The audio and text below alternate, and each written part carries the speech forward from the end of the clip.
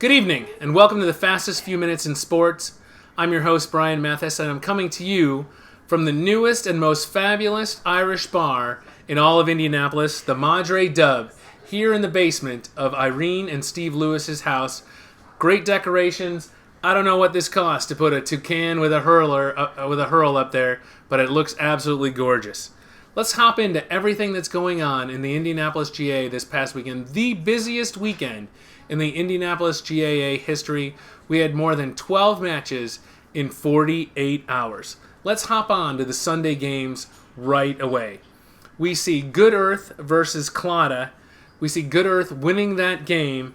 Even though the score line looks a little tighter than it looked like it was in Good Earth control the entire game. 117 for the Good Earth, 1-7 for the Claddagh club. On the Good Earth side, we see Rudy scoring 113 for the Good Earth, and Kyle Kiesling puts up a point. In this picture here, you see four lads really fighting for the ball. It's great to see those guys going up, getting the ball, really working hard for it. On the opposite side, we see Duncan scoring 1-5 for the Claddagh, and Jeremy Pugh scoring 2 points for him in a losing effort. Good Earth wins this game. In the following game, we see Pogues versus Upland. This was a chippy game right from the beginning and a tight game right from the beginning. We see Pogues winning this game 6-13 to Upland 5-6. William Jennings for the Pogue squads gets himself 2 goals in this game, and Adam Spear scores 4 points from the back line as well as defending with 3 blocks. Great to see any scoring out of your back line. That's going to go ahead and put a lot of pressure on the other team's offense to go ahead and score against that. If you take a look at this picture, I'd like for you to go ahead and caption what's going on with Little John using his boomerang action against Courtney to try to maybe block the ball. I'm not sure. You decide for yourself. In the tightest game of the weekend, we see Two Gingers versus Renners. Another back and forth game. Two Gingers scored 7 goals in this game, but in the end, it turns out that points were more important than goals. The final of this game was 3-17 for Renners, 7-4 for the Two Gingers.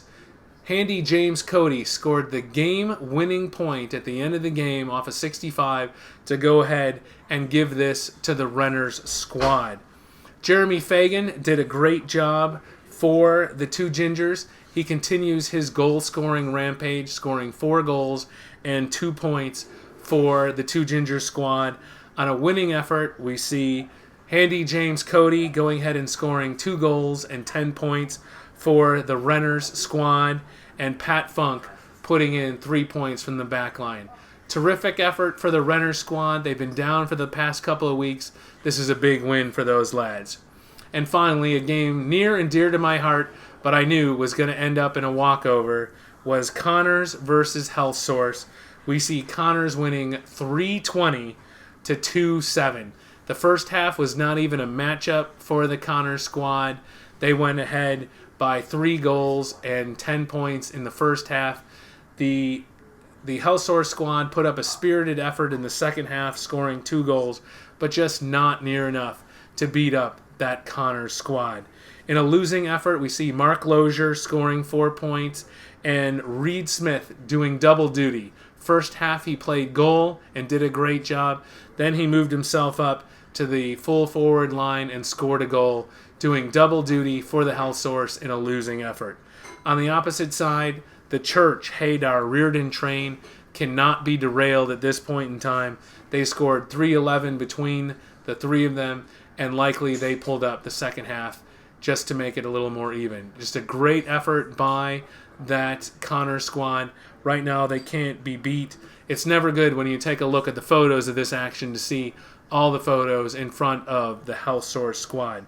So that wraps up this weekend's action. If you take a look at the leaderboard, you see Connors on top with 8 wins and 2 losses. Two Gingers and the Pogues follow up behind. And then if you look at the bottom of that action, you see Health Source down at the bottom with 3 wins and 5 losses and 2 draws. Clada comes up next, and then Upland bringing up the rear with just one win on the season. But if you think Sunday action was a lot, let's talk about the whole weekend, because Friday night we started out with premiere night. At Kuntz Stadium, underneath the lights, we had thunderstorms and rain threatening, but somehow it all passed over to give us a terrific night of Gaelic sports. We opened the night with Gaelic football. We see Team White beating Team Black 5-10 to 3-10. A real tight game that I refereed. Terrific to see those guys out there. They're picking up the ball more. The ball movement is absolutely terrific.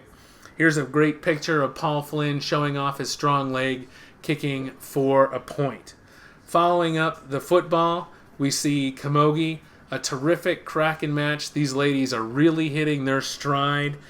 We see Team Green, who lost the last time, winning 2-9 over Team Black Death 2-6. Again, Team Green was in control of this game right from the beginning, but Team Black Death would not be denied.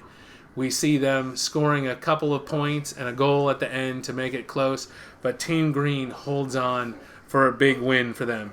This picture here, we see Kristen doing a great job hooking another member of the Indianapolis GAA Camogie girls. Great positioning, great job to stop the ball from moving forward. And the piece de resistance for the night was the 36 best hurlers in the Indianapolis GAA took the field to go ahead and show how hurling is played in Indianapolis, and it was a great game shown by everybody there. We see Naptown, which lost the last time, winning this game 5-13 to 4-11. Naptown was seemingly in control for most of the game. They had the lead the entire time, but the Hoosiers kept it close the entire game. We see Ludlow in this picture getting that ball up and pounding it down into the full forward line. Joey Landman was under pressure the entire night. The Naptown squad had that ball in front of Joey. Should have been even worse, but Joey did a great job on Friday night keeping that ball out. But good to see Naptown coming back from last week's loss. Finally, on Sunday, we sent a team down to Cincinnati for a Gaelic football match. They did a great job against the Cincinnati squad, winning in the last few minutes. A goal by Jill Bikey put this Indianapolis squad over the top of Cincinnati. It's great to see our Gaelic footballers getting together and heading down to Cincinnati to get a game in. The other thing that happened this weekend, a beautiful job, a championship job by the Indianapolis Camogie girls. We sent the Indianapolis Camogie girls up to St. Mary's tournament. St. Mary's has been running this tournament for quite a long time, and this cup here has never left the Chicagoland area until this week. So you know that what that means. It means that the Indianapolis Camogie squad went ahead and swept that tournament, winning all of their games, bringing this cup to Indianapolis. It really shows the development of the Indianapolis squad. A couple years back, they were trounced, thrashed, beaten severely by the St. Mary's girls, and each year getting better, until this year the culmination is bringing in the cup. So last year's junior national championship is even further matched by the fact that they were to win a local tourney.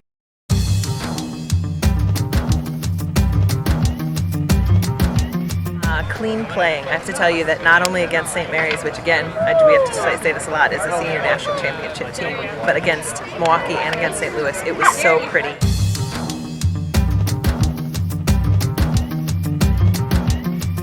It was great. It's my first tournament out, and almost all of the teams had a lot of really good sportsmanship, a lot of camaraderie. I soloed, and I got 2 goals, and I got a point, and I made a pass, and it went to where it was supposed to go. It was great.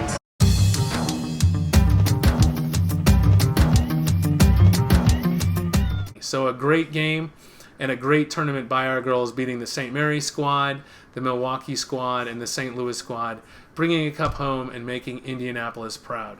I tell you, it was a busy week for Indianapolis GAA, but a very satisfying week.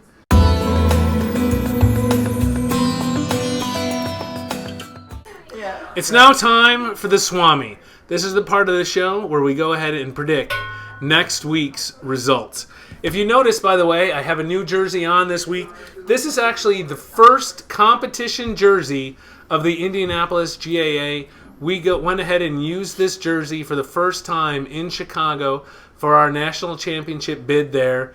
We won and went ahead and beat Seattle to go ahead and move on to St. Louis.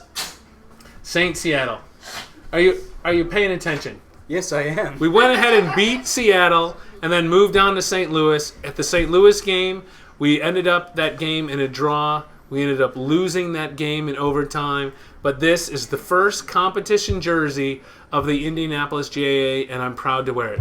By the way, you've noticed I have a sidekick this week for the picks. This is Tristan Chaplin. He's all the way from... What county are you from? Where? County Carlo? No. County Clare. County Clare, Brian. County Clare. I get that mixed up all the time. I get that mixed up all the time. He's going to help me out this week on the picks. So, whoa. Whiskey. Let's launch it. All right, for the first picks, we see Health Source versus Good Earth. Health Source took kind of a beating last week, but you know what? The Swami feels that this is going to be kind of the dark horse of the weekend. What are you shaking your head at? You are also on Health Source. Yes, I am. I feel that Health Source is going to be the dark horse of this week. I'm going to go ahead and take Health Source over the Good Earth. What do you think? I reckon Health Source will get their asses handed to them. You think so? Absolutely. That doesn't feel good for me because I know he'll be in the fullback line with me. Good stuff. Not good. All right, so now we move on to our second game. We see Connors versus Renners. Connors has been completely unstoppable. Last week, they really put the gun in the holster against Health Source, scored a bunch of points early, decided that they weren't going to pound him down. What do you think about Connors versus Health Source? On this account, I am in agreement with you. I think Connors will win. Yeah, I agree. Connors is definitely going to run over the Renners squad. Not a chance. That whole train of Haydar, Church, and Reardon can't be stopped at this point. Whiskey! Sláinte.